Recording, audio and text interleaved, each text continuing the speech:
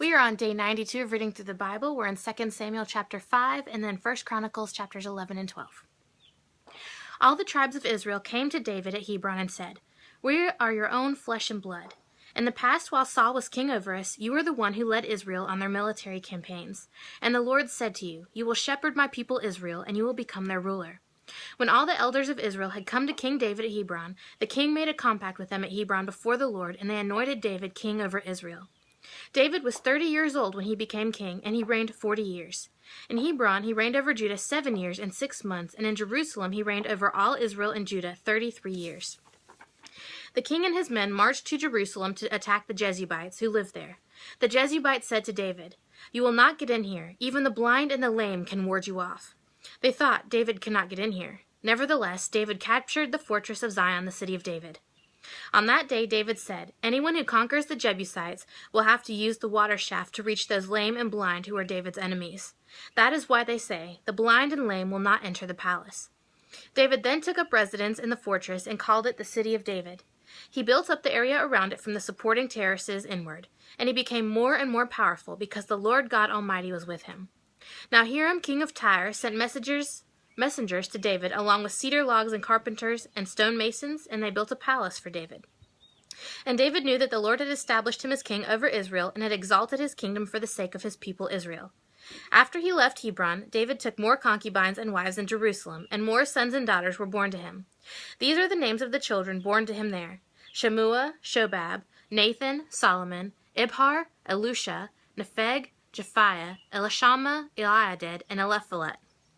When the Philistines heard that David had been anointed king over Israel, they went up in full force to search for him, but David heard about it and went down to the stronghold. Now the Philistines had come and spread out in the valley of Rephaim, so David inquired of the Lord, "Shall I go and attack the Philistines? Will you hand them over to me?" The Lord answered him, "Go, for I will surely hand the Philistines over to you." So David went to Baal-perazim, and there he defeated them. He said, "As waters break out, the Lord has broken out against my enemies before me." So that place was called Baal-perazim. And the Philistines abandoned their idols there, and David and his men carried them off. Once more the Philistines came up and spread out in the valley of Rephaim. So David inquired of the Lord, and he answered, "Do not go straight up, but circle around behind them and attack them in front of the balsam trees. As soon as you hear the sound of marching in the tops of the balsam trees, move quickly, because that will mean the Lord has gone out in front of you to strike the Philistine army." So David did as the Lord commanded him, and he struck down the Philistines all the way from Gibeon to Gezer.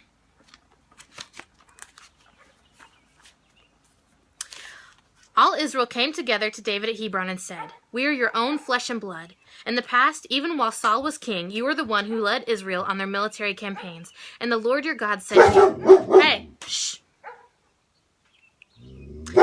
You will shepherd my people Israel.' Gunner. You will shepherd my people Israel, and you will become their ruler." When all the elders of Israel had come to King David at Hebron, he made a compact with them at Hebron before the Lord, and they anointed David king over Israel, as the Lord had promised through Samuel. David and all the Israelites marched to Jerusalem, that is Jebus. The Jebusites who lived there said to David, "You will not get in here." Nevertheless, David captured the fortress of Zion, the city of David. David had said, "Whoever leads the attack on the Jebusites will become a commander-in-chief." Joab, son of Zeruiah, went up first, so he received the command. David then took up residence in the fortress, and so it was called the City of David. He built up the city around it from the supporting terraces to the surrounding wall, while Joab restored the rest of the city. And David became more and more powerful because the Lord Almighty was with him. These were the chiefs of David's mighty men. They, together with all Israel, gave his kingship strong support to extend it over the whole land, as the Lord promised. This is the list of David's mighty men. Jeshobim, a Hachmonite, was a chief of officers. He raised his spear against 300 men whom he killed in one encounter. Next to him was Eleazar, son of Dodai, the Ahohite, one of the 3 mighty men. He was with David at Pas Dammon, where the Philistines gathered there for battle. At a place where there was a field full of barley, the troops fled from the Philistines. But they took their stand in the middle of the field. They defended it and struck the Philistines down, and the Lord brought about a great victory. 3 of the 30 chiefs came down to David to the rock of the cave of Adullam, where a band of Philistines was encamped in the valley of Rephaim. At that time David was in the stronghold, and the Philistine garrison was at Bethlehem. David longed for water and said, "Oh, that someone would give me a drink of water from the well near the gate of Bethlehem." So the three broke through the Philistine lines, drew water from the well near the gate of Bethlehem, and carried it back to David. But he refused to drink it. Instead, he poured it out before the Lord. God forbid that I should do this, he said. Should I drink the blood of these men who went at the risk of their lives, because they risked their lives to bring it back? David would not drink it. Such were the exploits of the three mighty men. Abishai, the brother of Joab, was the chief of the three. He raised his spear against 300 men whom he killed, and so he became as famous as the three. He was doubly honored above the three, and became their commander, even though he was not included among them. Benaniah, son of Jehoiada, was a valiant fighter from Kabzeel, who performed great exploits. He struck down 2 of Moab's best men. He also went down into a pit on a snowy day and killed a lion, and he struck down an Egyptian who was 7.5 feet tall. Although the Egyptian had a spear like a weaver's rod in his hand, Benaniah went against him with a club. He snatched the spear from the Egyptian's hand and killed him with his own spear. Such were the exploits of Benaniah, son of Jehoiada. He too was as famous as the three mighty men. He was held in greater honor than any of the 30, but he was not included among the three. And David put him in charge of his bodyguard. The mighty men were Asahel, the brother of Joab, Elihanan, son of Dodo from Bethlehem, Shamath the Hararite, Helez the Pelonite, Ira, son of Ikesh from Tekoa, Abiezer from Anoth, Sibbecai the Hushathite, Eli the Ahothite, Maharai the Netophathite, Heled son of Bana and the Nephathite, Athai the son of Ribai from Gibeah and Benjamin, Benaniah the Pirathonite, Harai from the ravines of Gaish, Abiel the Arbathite, Asmaveth the Barmuthite, Eliabah the Shalbanite, the sons of Hashem the Gizeonite, Jonathan son of Shagi the Harite, Ahim son of Sakar the Harite, Eliphel son of Hefer the Mecharathite, Ahijah the Pelonite, Hezro the Carmelite, Neri son of Ezbai, Joel the brother of Nathan, Mibhar son of Hagri, Zelek the Ammonite, Nahorai the Beerothite, the armor-bearer of Joab son of Zariah, Ira the Ithrite, Gareb the Ithrite, Uriah the Hittite, Zabad the son of Eli, Adinah son of Shiza the Reubenite, who was the chief of the Reubenites, and the 30 with him, Hanan son of Maacah, Jehoshaphat Mithni, Uzziah the Ashterathite, Shammah and Jeiel the sons of Hotham the Arite, Jediel son of Shimri, his brother Joah the Tizite, Eliel the Mehavite, Jerbai and Joshviah the sons of Elam, Ithma the Moabite, Elil, Obed, and Jaziel the Mezabethite. These were the men who came to David at Ziklag when he was banished from the presence of Saul, son of Kish. They were among the warriors who helped him in battle. They were armed with bows and were able to shoot arrows or sling stones right-handed or left-handed. They were kinsmen of Saul from the tribe of Benjamin. Ahiezer, their chief, and Joash the sons of Shema, the Gibeathite, Jeziel and Peleh the sons of Asmaveth, Barakah, Jehu, and the Anathite, and Ishmael the Gibeonite, a mighty man among the 30, who was a leader of the 30. Jeremiah, Jajiel, Johanan, Jezebed, the Gederathite, Eluzai, Jeremoth, Beliah, Shemariah, and Shephah, and Haruphite, Elkanah, Ishiah, Azarel, Joezer, and Jeshbeam, the Korahites, and Joel, Zebediah, the sons of Koram from Geder.